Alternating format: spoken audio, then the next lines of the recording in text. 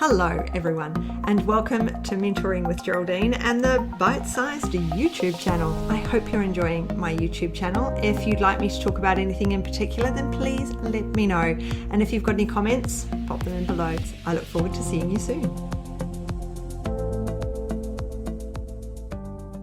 Hello everyone and welcome to Mentoring with Geraldine and the bite-sized podcast. How the devil are you? So very exciting today. I've got Andrew Whitfield-Cook with us. Now, I love Andrew, and many of you will know him from the many podcasts that he's on and that he hosts. And he's an amazing host, and you will have seen him at events, hosting at events as well. And I thought I'd talk to Andrew today about you setting up systems of communication with your clients. So, whether it be podcasting or doing lives or, all of the ways that we connect and communicate with our clients. And they're many and varied. And then within those many and varied ways, there's sometimes you're making money directly from them. And sometimes it's more indirect. Like this is indirect in that you may never give me any money whatsoever. And yet you might listen absolutely avidly, listen to the whole lot and have never given me any money, but you might turn around to somebody else and go, oh, have you heard about Geraldine? She does that and they pay me. So it's totally indirect that I'm getting money. So there's indirect ways and there's direct ways if you were to buy something from me or if this were a paid podcast with advertising. So I thought, Andrew, let's really nut it out. Let's figure out, what do people need to host a podcast or a live or some form of connection? What forms of connection are there out there that they could be thinking about that isn't just the podcast? So thank you for joining us, Andrew, and welcome. It's my pleasure, dude. My pleasure. Great to be chatting again. And we'll talk about it a little bit later, but you and I podcasted and we did a quid pro quo where you podcasted with me and I podcasted with you. And I still haven't published it. I'm so sorry. I'm so slack. It'll come out. It'll come out eventually. These things will come out before Christmas. Yeah. So I think that's actually something that we will chat about having a bank of podcasts. But before we get on, what do you need? Really, you need a voice. Yep. You need curiosity. You need a topic. But most importantly, people think, you need all of this whiz-bang doodly equipment. Hey, if you're rich, if you're flush with capital, go. But you only need that. Yep. You need your mobile phone. You only need that. Yep. Totally. And I am iPhone, so forgive the Android people out there. No. Yeah, sorry guys. But the evolution of iPhone from my previous phone, which is an XR, to this, which is the 13, which I bought, when it came out. Oh my goodness. Incredible difference. The color clarity, the depth that you get. Is quite amazing, even without lighting, as long as it's half decent, as long as you're not in a dark cupboard. So I would say that's your minimum. And then you've got to think, okay, do I need microphones that you can plug in? And then you can be away from the iPhone, or if you're going to be doing the iPhone like this far away or arm's length, you really probably don't need an iPhone as long as there's no background noise. Yeah. So, a tripod comes in handy, but I'm sure you've propped your phone at times because we don't want the shake if we're videoing at the same time. So a tripod, but tripods are cheap. You can get such cheap tripods from AliExpress, that's where I get a lot of my stuff. I've got to say, there's always little packages coming from Ali to this house. Okay. So here's one. Here's one for you. And this is, if anybody subscribes to Amazon on their Amazon Prime movies, don't do it through your iPhone or Android, whatever. Cancel it. Right. Go on to the website of amazon.com.au, go into subscriptions, subscribe to their Amazon Prime. And it costs you $1 more to get Amazon Prime delivery, plus you get included all of the movies. So there's no point doing it on your phone. Do the Amazon Prime, and then like the stuff I've gotten, and I've got 3 things here. I've got stands and things like that, but like Neewer, NEEWER. Their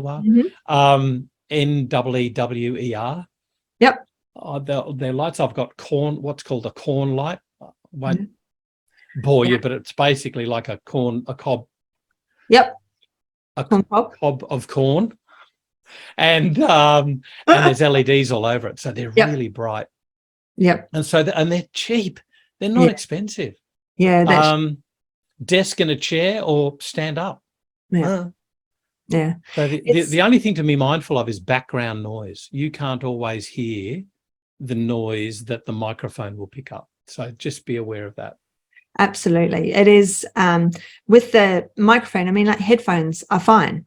Headphones are absolutely fine. And, you get the really nasty ones when you get your Apple phone and they come with a nasty set that I can't even put in my ears. But what you can do is you can cut the ears off and pin the mic to your blouse or to your top so you can hardly see it.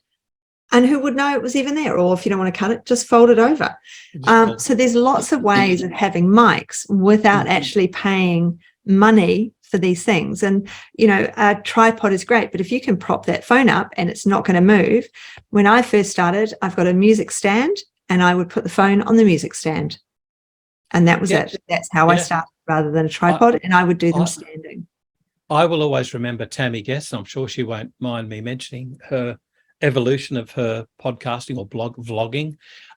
But I can still remember Tammy holding an iPhone up, leaning against a wooden panel wall. Yep.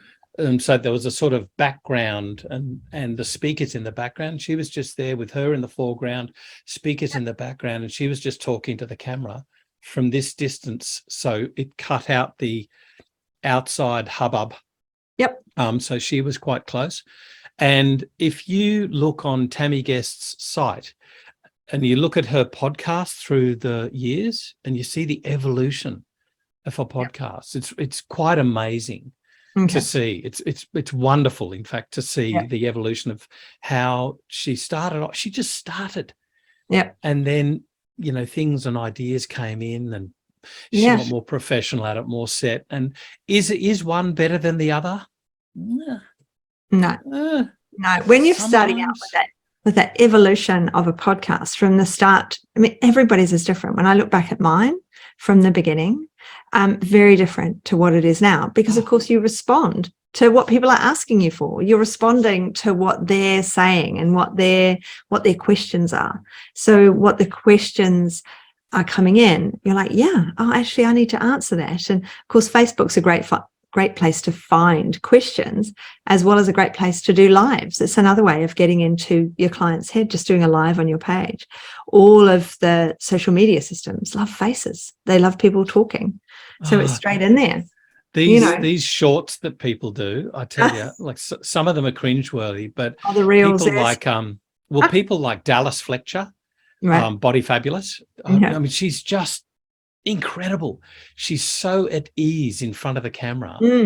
She's forgive me, Dallas, I know her, but she's like a movie star. She's so cute, but she's got this real professional. She shows a real pertinent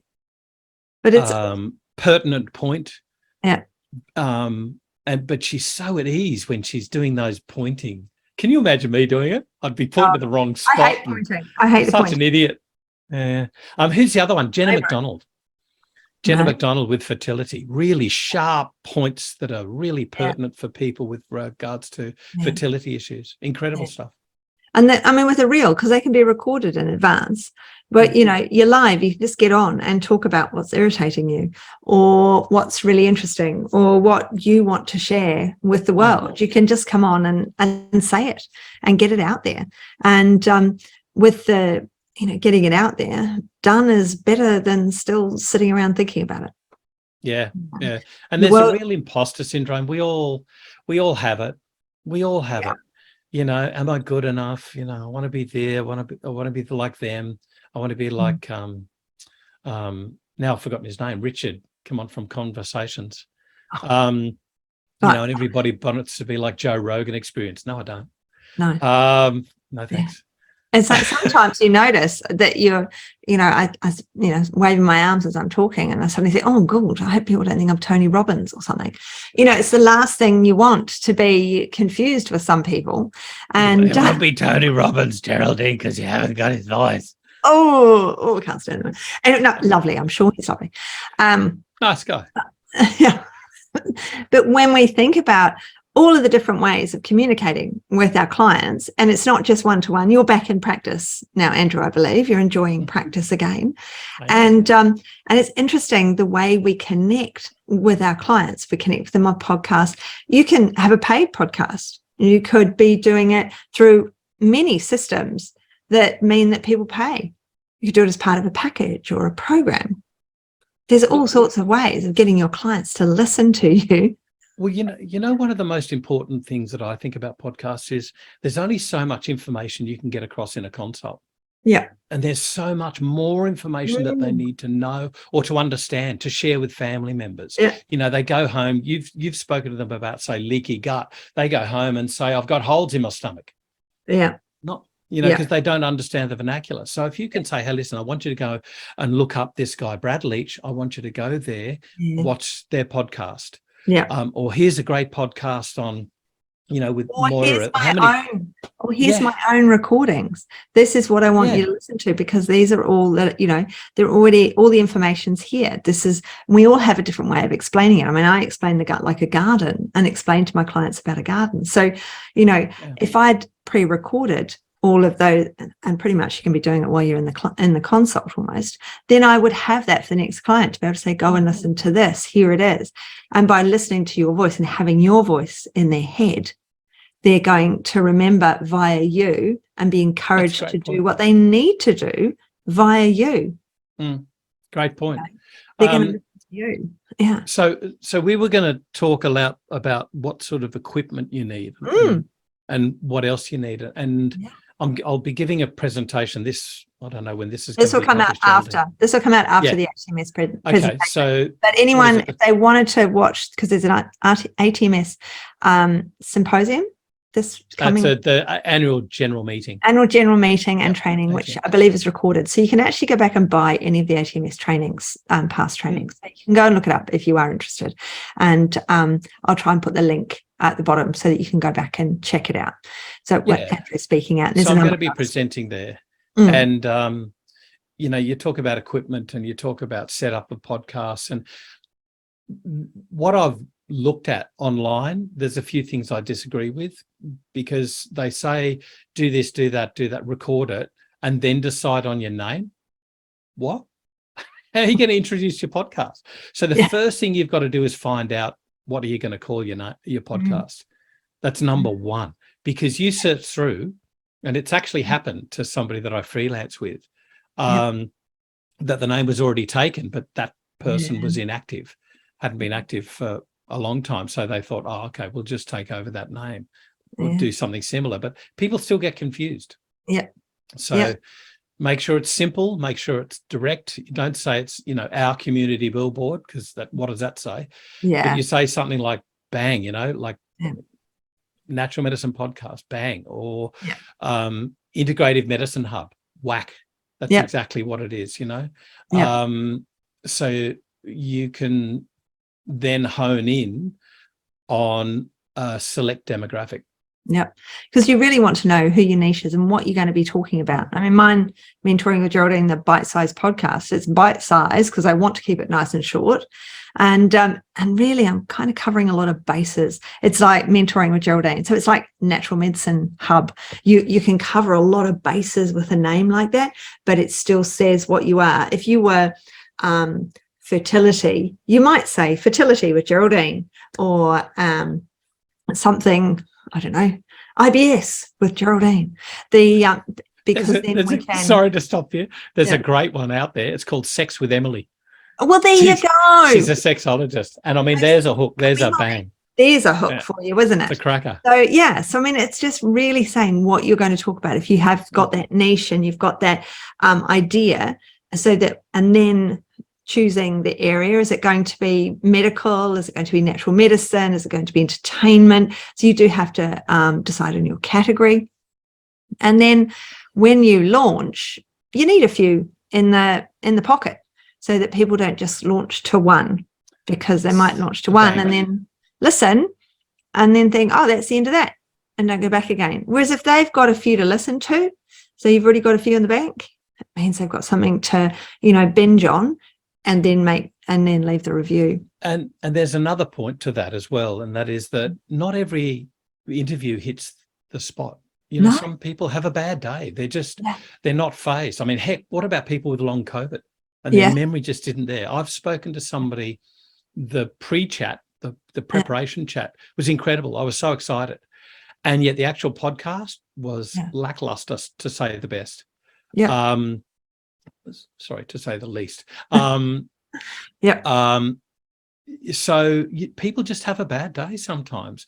Sometimes it doesn't fit your brand DNA about what you want to podcast about. So you have to make those decisions. That's why it's very important to have some more in the bank, more than what you will be releasing in the next month. I would have, say, have 2 months ahead. If you're going to be releasing one a week, have 2 months ahead minimum, and then you can release one regularly. The other thing, sorry to keep going, is that you can edit them. You can publish them and have them sitting there waiting to go out a month in advance, 2 months in advance. So you can actually do your work, just get into the groove and do everything, get everything done if you're that way inclined and you're not a procrastinator. And you can get everything prepared well and ahead in advance, so you can post and be on holidays. So there's also that. It's really good I always batch mine. So I generally sit down and I think, what's coming up? What are people asking questions about? What areas can I cover? And then I write down what they're going to be and I put the dates next to them, and I will do 4, 5 or 6 in a row. And it means that they kind of stick to a theme as well. So the people who are listening can flow from one into the next one. It means that you can, if you were to do seasons, like I do one once a week now. And so over Christmas and the New Year, I have interviews. So I've chosen, this is, rather than trying to get interviews randomly through the year and people not know when they're coming out, and I'm just like, no, why don't I just do them over that period of time, over the Christmas, New Year? So everyone can have these chats. It's just a bit different because everyone's lives are a bit different. They're not necessarily at work all the time. They might be on holiday and want to listen. It's just different for everyone. So why not be different on the podcast? It might be some people only do batches and that's it. They do a season. And so they'll only do a season and they'll talk for 3 months worth, and they'll have 3 a week for 3 months, and then they'll have nothing for a while. So we've got to think, how are we going to share our information, be it on a podcast or be it on Constant Lives, and Strictly Education and Support. I'm on there every week, doing a live every week. And it's what way can we connect and communicate with our client that's not just in the appointment? And reels are one of them, shorts are one of them, TikTok, whatever. But it's also a great resource, client resource. Absolutely. Another point to batching, what you're talking about, and doing them in certain seasons perhaps, is we have Australian Christmas where we like to take holidays. Christmas for Americans isn't a big deal. Their big thing is the summer holidays in the middle of the year. So think about that. If you wanted to do international guests on your podcast, perhaps don't program that to be for the middle of the year. Maybe think around Christmas or early year. Whereas Australians, good luck trying to get an Aussie in the first week of January. Well, exactly. That's why we batch. So here we are in November, beginning of November, batching for Christmas. It's so important. And I do talk a lot about making sure that everything's prepped and ready to go so that our systems are in place for everything in our business. And this is just part of having those systems in place. Now, I have an editor. I have a podcast editor, Ella, who does all of my techie stuff for me, and she puts it up for me. And we turn all the conversations into a blog, and we do all sorts of things. And but you do it all yourself. So that's another decision to make. Are you going to get help, or are you the person who wants to do it themselves? So there was a point to me wanting to do it all myself, and I've got to say I don't. I rely very, very heavily on two people, especially whom I love and adore and admire, and that is Lindsay Steedman of Niche Business. So she's a virtual assistant. So she has a small sort of offering there. And also Rebecca Guild. She's basically my sister, who she just wants to shake me and slap me around all the time. And she speaks so far above my pay grade. She's so competent in every arena, and I'm such a nunce. So I fuddle my way through things. I rely heavily on them for like, what do I do here? What button? And then, Beck is there just screaming. You can see she's having conniptions. But I do fuddle my way through it and then publish it, put on the music, but I rely heavily on others. So I would say, if you can afford that small amount of money, outsource. If you can't, and I wanted to learn it for me, but if you want to or can't afford it, you can do it. If I can do it, anybody can do it. Seriously, anybody can do it. Exactly. With a minimal amount of investment. A minimal amount of investment. And I think that's the thing. All of these things that we do, and I mean, there's a lot of podcasts out there right now. So, being one of the top podcasts are often people who are in it, have been in it a long time, have been doing it a lot longer, so they have a following. But we can't really, when we look at people who've batched and then they go away and they come back, they may have what looks to be a really big following, because when they started out several years ago, those were the people that followed them. Those people aren't necessarily listening out for their product now. You just don't know. You just don't know. You're using other parameters to gauge success. So, for instance, if you've got an ebook that you have for sale and the normal price, let's just pick a number. Let's say it's $25. If you wanted to do a marketing campaign, say for the first, 100 people, 500 people, pick a number, you can get it for $3. So it's a super silly discount. Then you can gauge activity. Don't do a 10% off. It's not good enough. People are going, whatever. But if you can give a super silly discount, you'll gauge, forgive me, and you have a call to action. This is only for the first 500. This is only until, the 25th of December. Some restriction of that deal. Then you can gauge activity and how you're doing. And I remember watching I'm pretty sure it was a thing on marketing for podcasts. And it was saying, if you threw an all-in thing for this, you could gauge your activity. If this stupid discount didn't work, you have to go back to square one, start again. But if it worked, then you've got a parameter, you've got a base to work with. It's really important that we gauge our clients in many ways, how they communicate with us, whether they do what we ask them when they come to see us, how we get them to change their lifestyle, and how we get them to listen to us in more ways than one. Where are they finding us? My clients always find me on Google. I've never had a client find me anywhere else, apart from referrals, of course, but it's all through Google. So I nurture my Google because that's where I get my clients from. But I don't get my mentees from there.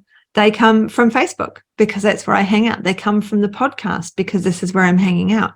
So different groups of people come from different places, and we just need to make sure that we're in those places as well, and we know what our clients are wanting. So maybe a younger client, so maybe if you work with teenagers and their hormones, you'd probably be on a different platform to a perimenopausal woman.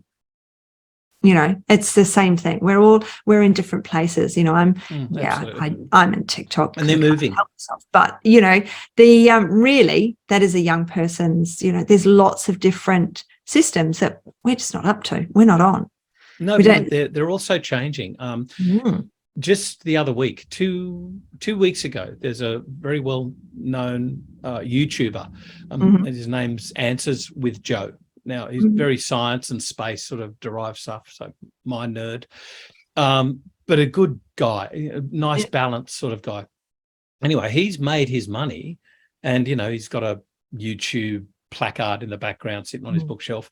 So he's made his money in the past with YouTube hits. But what's happened is people aren't watching YouTube videos now. Yeah. They're watching YouTube reels, and YouTube is favoring those reels, those shorts, Shorts. because they want to take on TikTok. Yeah, they all do. Yeah. So the only way that you're going to get business in the future is by having a short, sharp snippet, directing you to your full one. Yeah. Astrum is another one. It's a space astronomy thing, planets, things like that, right? So Astrum has this. I took a picture, these incredible pictures. I took a picture of this, see it, and there's the link to my full website. So these reels or shorts is the way to go in the future. Oh yeah, totally. I mean, there's Web3 coming, which worries out me. as well. There's Web3, so we've got that to think about. That's the next thing when the internet changes and we all go over to Web3. What? Web3, yeah. You know, Oh, no. we're not going there in this conversation. You can Google it. So I've got to ask you a question, Geraldine. Yeah. When you get somebody like me who gas bags on for so long, you want to do short, sharp podcasts. We're already up to 28 and a half minutes. Yeah. How do you keep guests on track? Well, with you, no one can keep you on track, Andrew. Let's just be honest here. Let's just, cut straight to the core here. Nobody's keeping Andrew on track. There will be some cutting and splicing, I can guarantee, but mostly it's like with your I made you laugh there. So I've choked him. He says, I've choked him now.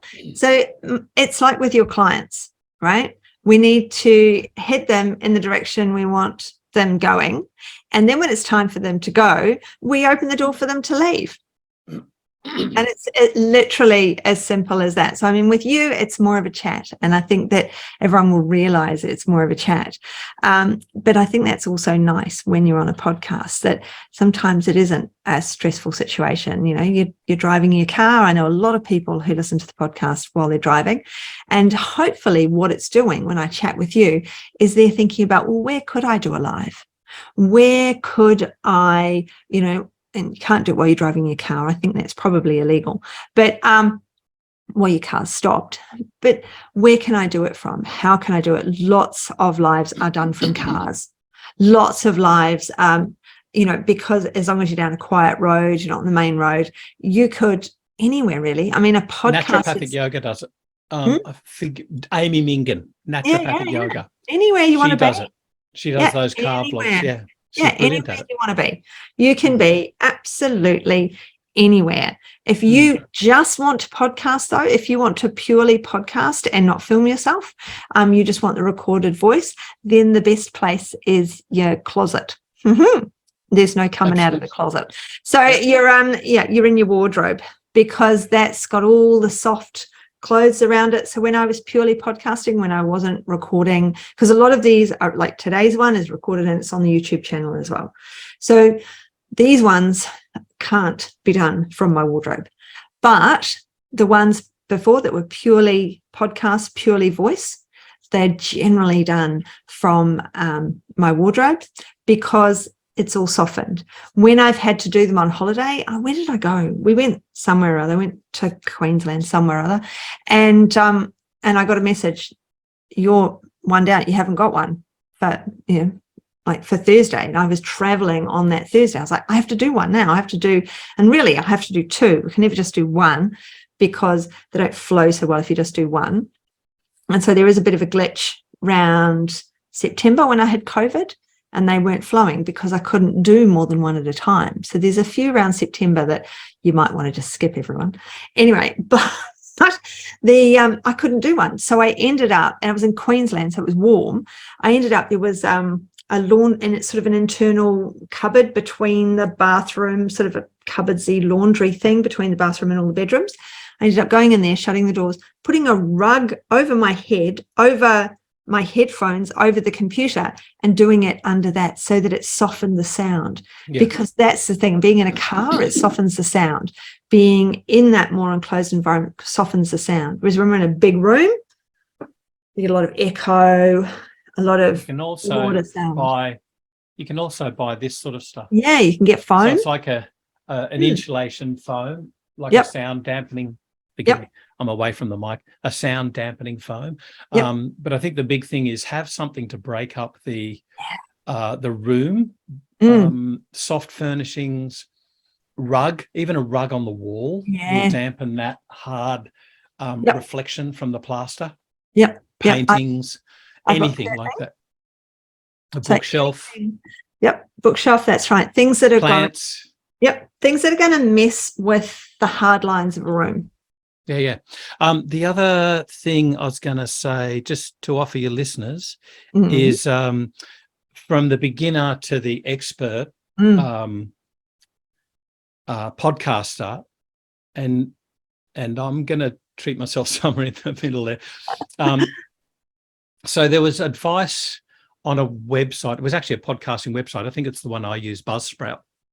But and it's a fantastic website because it offers a lot of support for new podcasters. So I'm really enthralled with how they do stuff.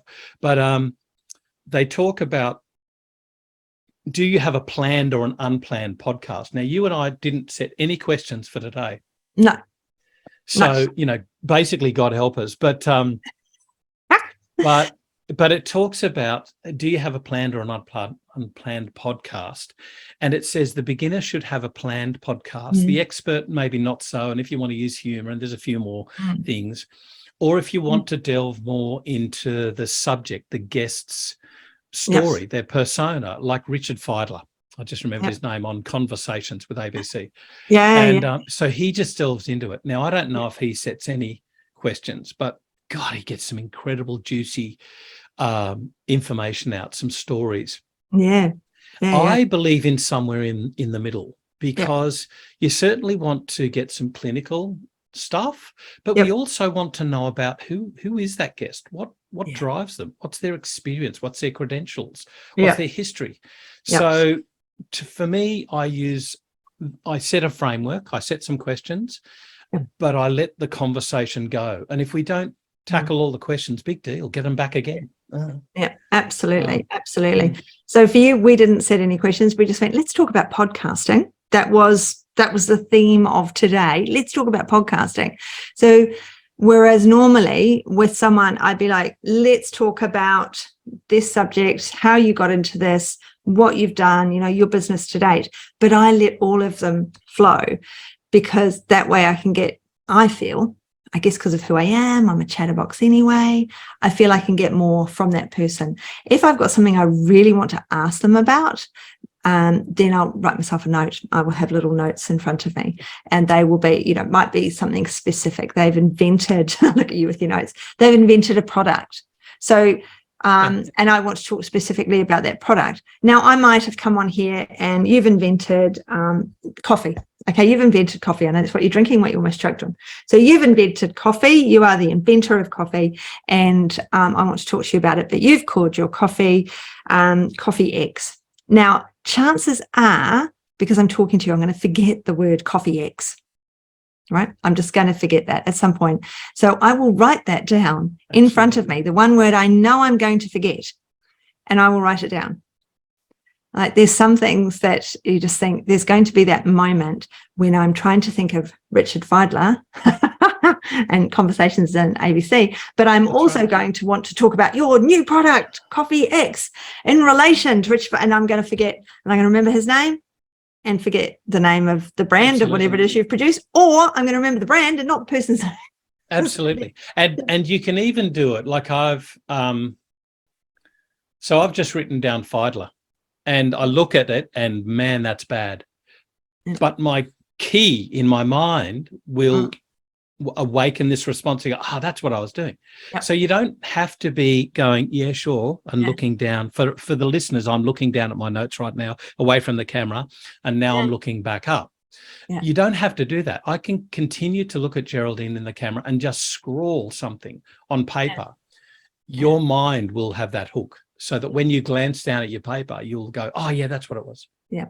And people don't know that you're glancing down. People don't realize that you're not. Because the thing is, if you spend a lot of time as well looking down, I've got nothing. I've got a perfectly clean desk right now. But if I were looking down and talking, my sound and volume is different to if I'm looking the whole time the same way to my mic. And that is one of the biggest things when we've got our camera there. if you're, especially if, if you've got it on a music stand or you've got it wedged up or it's on just your bog standard basic tripod, it's going to be in one place. And so you need to be at a similar distance the whole time. So your voice doesn't come in and out. If I lean back, I'm further away. It sounds different to when I'm sitting in exactly the same Sounds space. roomy. So we want to be in the same place, the same everything for all of that podcast. We don't want to be at a distance for that podcast. We want to be where we are with a mic. We want to keep it in that one place. If you've got long hair, you'd have to think about, I've got headphones, I've got long hair. Is it going to brush on the mic, on the headphone? Now it's not going to happen. You won't hear it. You won't only hear it at the end. Oh, and then you've done the whole thing. And, it's like I start a podcast and I'm sitting here and I'm really getting into it. And a delivery person comes and rings the doorbell and I could throttle them. It's all of those distractions, which is why in your wardrobe is the best place to be, because I wouldn't hear the doorbell in there, And there's so many things that we're unconscious about. So, for instance, years ago, when I didn't have these your headphones, right now, I'm listening to you, but I'm speaking to you on my mic. So it's this sort of loop. What these do is they mean that I don't have this double effect going into the microphone from the speakers. So it's a lot clearer. But what I used to do in the old days was I'd clean. I'm OCD, so I'd clean fluff off the side microphones on the MacBook. That would come through. I didn't hear it, but it would come through like in the end edit. People do it all the time. They'll have an ear pod that's brushing against their collar or their earring. They won't hear it, but boy, you hear it in the edit. So. It's really important that our edit is good and that we spend that time on the edit, because it doesn't really matter what the microphone is as long as you haven't. It's like I looked up, what do I do about the clicking of the mouse? Because often I'll be clicking the mouse and then everyone was just like, well, you just have to put up with it or don't use it. I've got a trackpad I can use, but there's still a click. And then it just dawned on me, I can use the Mac. I can use the mouse behind. I've got sound barrier or behind my mic. I could just use the mouse behind the sound barrier. It's basically like, how if you're pouring a cup of coffee out of the kettle, so the sound of the water going into the cup is near you and your partner is calling to you saying, can you please hang the washing out? You won't hear it because you'll hear the sound that's closer. Right. So microphones are exactly the same. Think about that. The sound that's clearer is going to be the one that it picks up. So if I'm clicking my fingers out here, you can tell I'm hopeless at clicking my fingers. But then if I do this, right, we can hear. So so it's just, these are things that I've learned, and I'm going to say his name, Marcus Longfoot from Full Circle Audio. If anybody is interested in doing fully professionally produced podcasts, he is your man. There you go. He's a very accomplished man. And I've loved working with him for 7-8 years now. So cool. So it's like, there's a recommendation for everyone. I use my Ella. She's lovely. So but with really though, this is like Let's Podcast, kind of a podcast, but I think everyone just needs to remember, I think the take home is you don't have to podcast, but you have to connect with your client. How are you going to connect with your client so that they hear your voice when they're not with you? Because they need to hear your voice when they're not with you. They need to, whether it's in a podcast or a recording or a live or a reel or a short, they need to be able to connect with you when they're not with you. And how are they going to do that? And you might think to yourself, oh, I'm embarrassed. I don't want to. Well, just a straight recording's great for that. You don't have to have your face on it. And that's one thing about podcasting or recordings is your face isn't there. You can be in your jammies. I'm barefoot right now. It's hot today in Adelaide. It's 32, I think. And so I'm totally professionally dressed, of course. You're totally professionally dressed from top to toe in those shorts. From top to hips. Dr. Hips, that's it. So it doesn't matter, you can be how you want to be, but how are you going to connect with your client? And podcasting or connection in some way where they hear your voice outside of the appointment itself is really, really, well, it's special for them. And it's important because you can get your message across. And I always say, it's you see that one person in clinic, but that one person that you're seeing is affecting all of the people around them. If they're a single person, if they're a solo individual, they're still going to be talking to other people about their life. They're still going to be talking to other people about their health. They're still going to be talking to other people about their learnings. If your client is a mother, then what's she going to change? She's going to change how she feeds her family. So she's affecting all of these other people.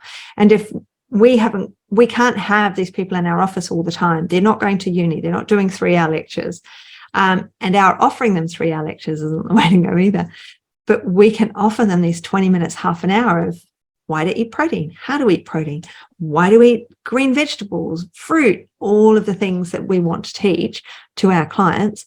And we can get it into their heads via our voice in some way or other. Absolutely. So can I just do a call out for a few people who I really admire, who do podcasts themselves? So you've got Lara Bryden, Kira Sutherland, Leah Heckman, Danny Urbinder and his team at IM Integrative Medicine Hub, so imh.education. You've got yourself, you've got Moira Bradfield, Rachel Arthur, nutrition, Alex Middleton. So if you want to hook on to a few of those names I said and just have a look at how they've done podcasts and how they're running them, you'll get an idea. Tammy Guest, you'll get an idea as to what you like, what bits you like, what bits you don't like, and make it yours. That's the key. It's got to be you in the end. One thing that I'll also point out, and that's for the people who are going to watch this on YouTube, and that is the placement of you on the screen. Now, a lot of people look down at the thing, and that's great if you haven't got a double chin like me. So I put my thing up so that it hides it just a little bit. But what I didn't do today is my normal thing like this. And what that does is leave only a tiny bit above your head, and basically your body or your chest, if you like, your bust fills the screen of the video. But I didn't do that today, but I'm mirroring you. There we go. So now we're about the same head height. And have nothing growing out of your head either. A lot of people stand in front of a pole or a tree or something, there's something growing out of their head, and it's like, oh no, you got something growing out of your head. So that's the thing. That's the thing, isn't it? That when you're podcasting, and certainly if you're vlogging and doing video podcasts, you've really got to think about being a photographer, being an editor, being an electrician, a lighting person. So when you see a movie, the gopher, and the gaffer. You've got to be all of these things. You've got to be, as I said, an editor, producer. You've got to think about pre-production, post-production. You've got to think about marketing. There's a whole kit and caboodle that you have to think about and be if you're going to run your own podcast. And if you don't want to do that, you outsource, and you've got to pay for that. Yeah, absolutely. Absolutely. But it's worth getting into your client's head in some way or another. So, and it's easy to do. The tools, we've talked about the tools. So think about how can you get into your client's head. All right. Right. Well, I think we might leave it there today. Thank you so much for coming on, Andrew. It's so lovely to catch up with you again. And we're looking forward to more of your podcasts. And what's your podcast called now? We're on Natural Medicine. Natural Medicine Podcast. I thought I'd keep it simple for me. Natural Medicine Podcast, which is great. We really enjoy it. So thank you very much, Andrew, for coming on. It's been great to have you back.